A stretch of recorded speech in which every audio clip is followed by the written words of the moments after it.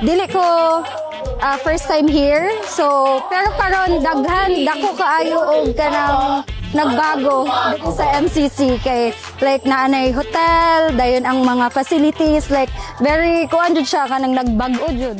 From the very start when we arrived here, sobrang napaka welcoming ng Lanao del Norte. Yes.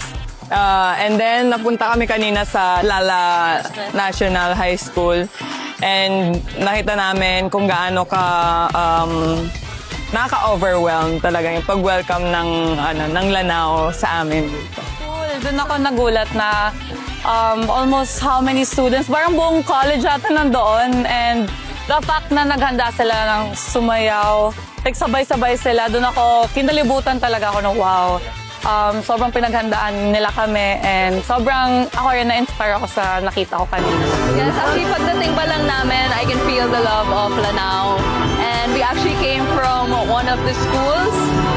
We're very, very happy na ganun yung support na nakuha namin kahit first time ng PLDT dito. And we're really excited to play in front of you guys kasi alam namin magiging masaya. Everyone's gonna be so happy.